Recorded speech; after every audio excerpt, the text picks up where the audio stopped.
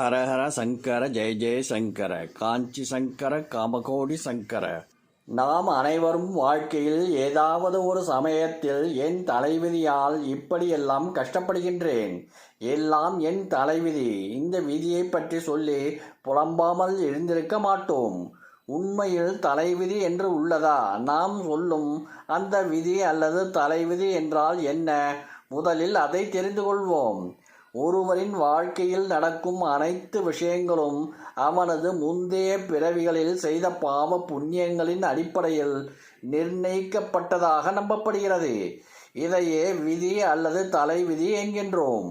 தலையில் எழுதப்பட்ட விதி என்பதால் தலைவிதி அல்லது தலையெழுத்து என்கின்றோம்.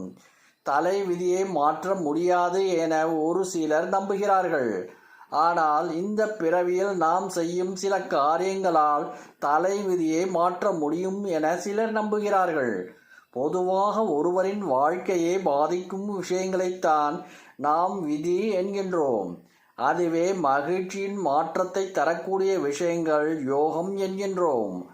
ஒருவருடைய தலைவிதி மாறுமா என்று கேட்டால் நிச்சயம் மாறும் என்றே சொல்லப்படுகிறது. நம்முடைய தலைவிதி மாறுவதை ஒரு சில குறிப்பிட்ட விஷயங்கள் நம்முடைய வாழ்க்கையில் நடப்பதிலிருந்து தெரிந்து கொள்ளலாம்.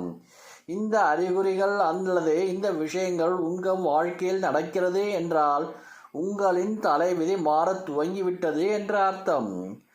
உங்கள் தாய் தந்தை முன்னோர்களின் கர்ம வினை முடியும் போது உங்களின் விதி மாறும். அதாவது அவர்கள் செய்த பாவங்கள் கர்ம வினைகளால் எப்படி உங்களுக்கு துன்பம் ஏற்படுகின்றதோ அதே போல கர்ம வினை முடியும் போது அவர்கள் செய்த புண்ணியங்களுக்கான பலன்கள் உங்களை தேடி வரும்.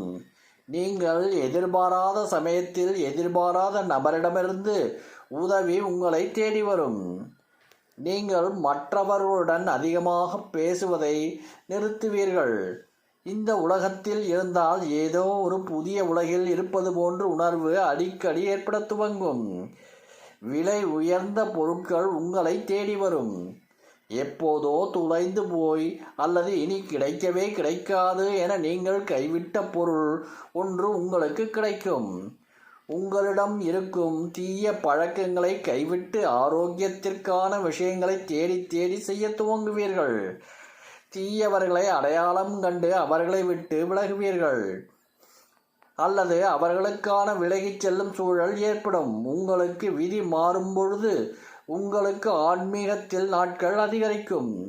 பிரச்சனைகள் குழப்பங்கள் ஏற்படும் போது அதிலிருந்து விடுபட யாரோ உங்களுக்கு இருந்து வழிகாட்டுவதாக உணர்வீர்கள். தினமும் அதிகாலையில் ஒரு குறிப்பிட்ட நேரத்தில் தூக்கம் நீங்கி கண் விழிப்பீர்கள். முருகப் பெருமானின் அருள் அல்லது சிவபெருமானின் அருள் கிடைக்கும். உங்களை அறியாமலேயே முருகன் அல்லது சிவனின் மீது இனம் புரியாத ஈர்ப்பு ஏற்பட்டு அவரிடம் முழுவதுமாக சரணாகதி அடைவீர்கள். ஹரஹர சங்கர ஜெய ஜெய சங்கர காஞ்சி சங்கர காமகோடி சங்கர.